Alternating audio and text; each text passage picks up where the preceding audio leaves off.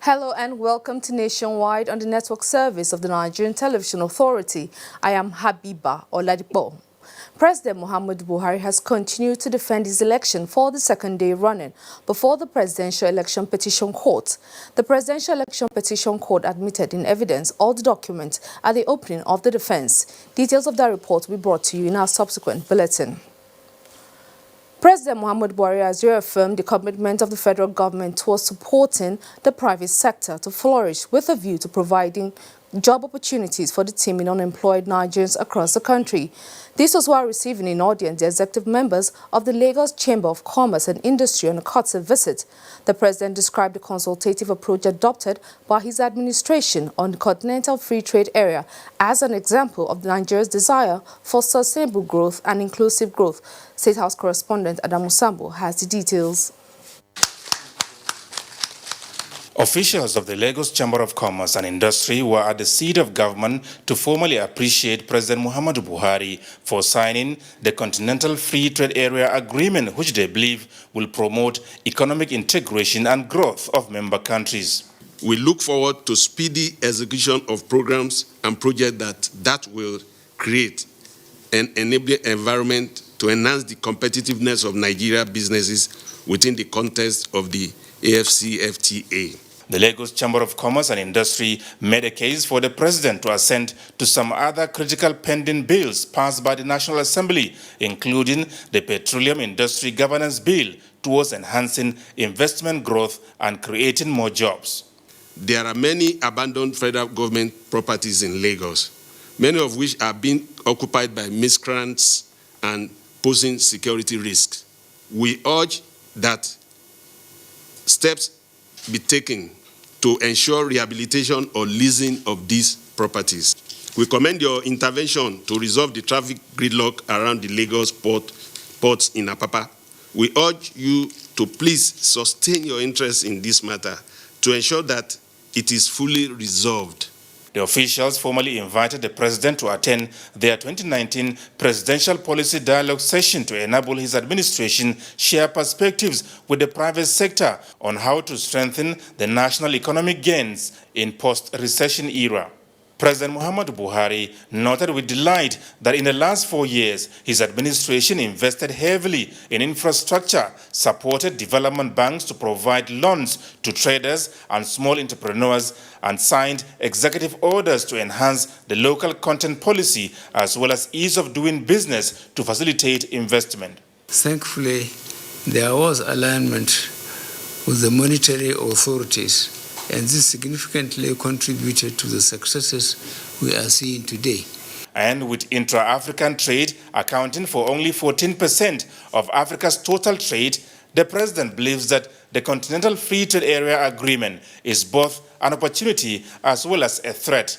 It is an opportunity as Nigerian manufacturers can aggressively expand to meet the huge demand across the continent. It is a threat as one can abuse the rules of origin to flood the market with imports from outside the continent, thereby destroying jobs here at home. Nigeria's engagement in the next phase of the negotiations is to ensure proper safeguards are put in place to support African manufacturers. We shall continue to count on your support to ensure this goal is achieved. Promising to review proposals made for possible consideration, President Buhari assured his guests that the federal government will continue to do its very best, working with the Lagos state government towards finding lasting solutions to the Apapa gridlock in Lagos. He described as saddening that businesses have had to suffer as a result of the challenge. From the State House, Adamu Sambu, NTA News. An Investment and Economic Advisory Council has been inaugurated by Nasarawa State Government to fulfill aspirations of achieving gains of recovery and growth plan of the state. Abubakar Usman Akwanga reports that the mandate of the 15-member committee is to cover the tenure of Governor Sule's administration. The high-powered Investment and Economic Advisory Council is to be headed by Professor Konishola Ajayi with 14 terms of reference as its operational guidelines. The committee is to unfold practical economic transformation component and streamline strategic investment growth plan for accelerated development of the state.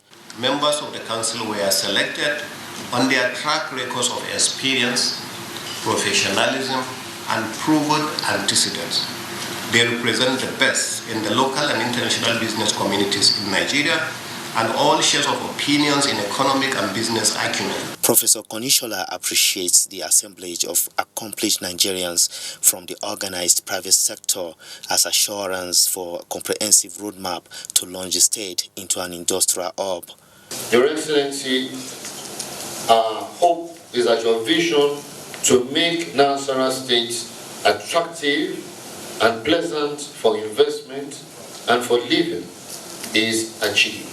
The committee's time frame, which elapses at the end of the administration's tenure, is to submit periodic reports that will open window of investment to domestic and foreign developers. The Senior Special Assistant to the Governor on Investment and Economic Development, Ibrahim Abdullahi, presented models for achieving economic inclusion, leveraging on areas of comparative advantage. In Lafia, Abubakar Usman Akwanga, NTA News. And back to our earlier report that the Presidential Election Petition Court has admitted in evidence all the documents at the opening of the fence. Dele Atumbi reports.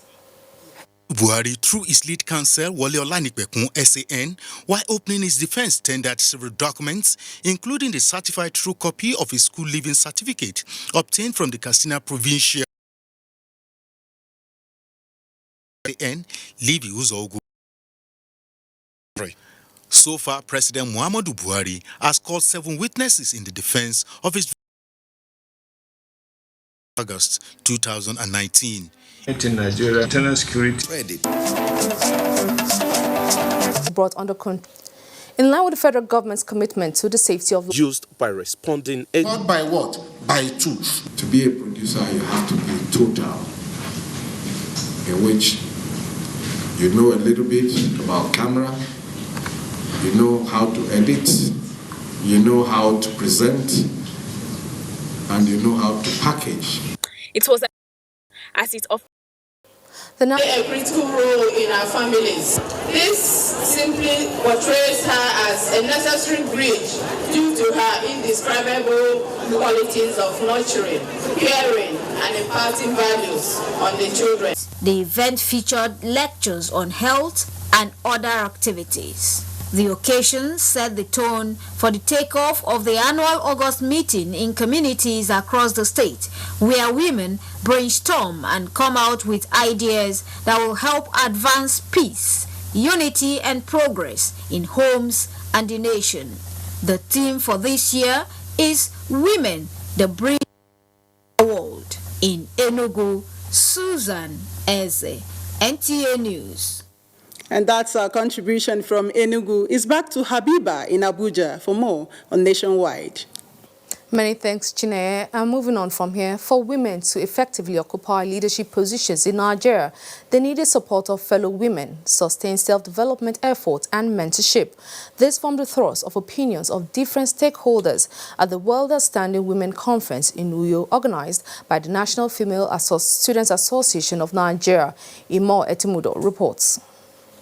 The conference focuses on issues that hinder effective leadership responsibilities of women in the society and blamed women themselves for not achieving desired. This investment is information and commodity exchange platforms. From Lagos, Musa Baba Aliyu, NTA News. Production and availability of quality seed for farmers have been described as panacea to guarantee food security and supply in Nigeria. Discussant brainstorm on the new Seed Act bill assented to recently at a forum in Ibadan. Shola Waid reports. Annual crops are established each season from seeds. Production of high-quality seeds can have a major impact on potential crop yield for farmers and subsequently boost the economy of the nation. The assent to the amended seed bill by President Muhammadu Buhari has paved way for stakeholders in the agricultural sector to develop strategies and operational model for the enforcement of the seed law. The sum total of all this is to ensure that good genetics, good varieties are made available to farmers so that farmers' productivity will increase and the food security of this country is enhanced. Our focus here is the use of this technology in agriculture to improve seeds, to come out with improved seeds, quality seeds. Farmers, this is really a means of guaranteeing that they have access to high quality seed of improved varieties so that they can raise the productivity of their agriculture. If the government can boost or take up the growth enhancement scheme support policy of the previous administration, I think it's going to boost agricultural development in the country. If you don't have a strategy, you don't have a plan, you go nowhere. But when you have a plan, you have a strategy. Government is urged to implement policies formulated, while Agricultural Seed Council should sanitize the seed industry and ensure that fake seed producers are brought to book. In Ibadan, Shola Wahid, NTA News. It's time to take another break. We'll be back shortly with more news. The Nigerian national flag is a sacred national symbol. It is a mark of patriotism and a show of love for our nation to fly the national flag correctly, in the right colors, right dimension, and in the right sizes for each occasion. In recent times, it has been noticed that government offices, corporate organizations, banks, embassies, and other notable institutions fly faded, shredded, and haggard-looking versions of the national flag. This is wrong and must stop. It has also been noticed that some citizens prefer to popularize the national flag of other nations. Fellow countrymen and women, let us be patriotic.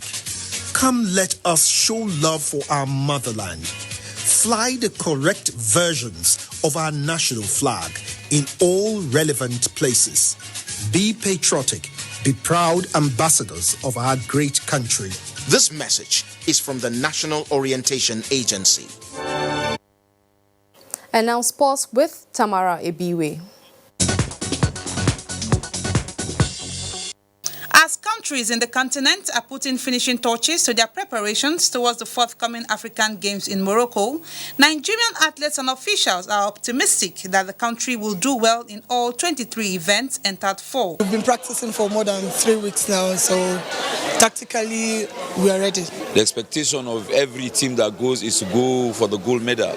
Football coaches in the Federal Capital Territory have concluded arrangements in building Abuja Football Village in the Buhari Area Council. When completed, the village will serve as a training camp for clubs within and outside Abuja. FCT Coaches Association believes that with support from all the 6 area councils, the project will commence soon. I will give my maximum support to this particular project that has been proposed. Caster Semenya has opted against defending her 800 meters title at the World Athletics Championships in September, following the latest setback in a bid to overturn the restriction of testosterone levels in female runners.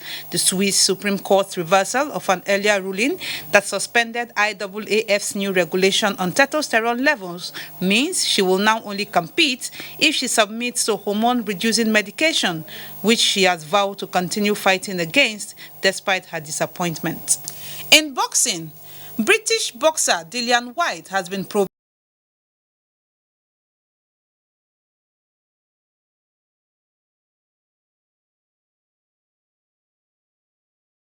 provisionally suspended by the World Boxing Council over an alleged drugs test which took place before his recent bout against Oscar Ravas. White, who was cleared to fight by the UK Anti-Doping and the British Boxing Board of Control, won the WBC interim title and the right to challenge Deontay Wilder after his unanimous decision win. With sports updates, Tamara Ibiwe, NTA News. First Lady of Nigeria, Aisha Buhari, has expressed heartfelt condolence to the Executive Governor of Adamawa State, Ahmadu Umaru Fintiri, over the death of his father, Alhaji Umaru Badami. In a statement signed by the media director to the First Lady, Suleiman Haruna, Mrs. Buhari said the governor's father died at a time when the governor needs his prayers. She, however, told the governor to take solace in the fact that the deceased was a successful father and an accomplished military officer. She prayed Almighty Allah to grant the governor and the rest of his family the fortitude to bear the irreparable loss. The presidency has announced the passing of Alhaji Tijani Yusuf Wednesday morning after a brief illness. Aged 63, Alhaji Yusuf, popularly known as TJ, was onto his transition to Special Assistant Special Duties to Jalal Arabi, Permanent Secretary, State House, Abuja. A statement by the Special Assistant to the President on Media and Publicity, Femi Adesina, described the deceased as a very likable and unassuming gentleman, adding that Yusuf was known for his excellent administrative skills, most noticeably his pivotal role during swearing-in or taking ceremonies of top appointees of the federal government before Nigerian leaders. In recognition of his meritorious service, Yusuf was given national honors of Member of the Order of the Niger in 2006 and Officer of the Order of Niger in 2012, after receiving several commendation letters following one from the Archbishop of Canterbury. Deployed to the State House in 1994 from the Federal Ministry of Water Resources and Rural Development, he rose to the rank of Director in 2013 and retired in 2016 after decades of serving several Nigerian military and civilian leaders. Following his mandatory retirement on the basis of age, he was appointed Special Assistant to the Permanent Secretary. The late Yusuf will be sorely missed by members and staff of the State House. After prayers at the National Mosque, Abuja, his remains were conveyed for interment in his hometown, Mina, Niger State. Alhaji Yusuf was married and had children. And next is weather for tomorrow.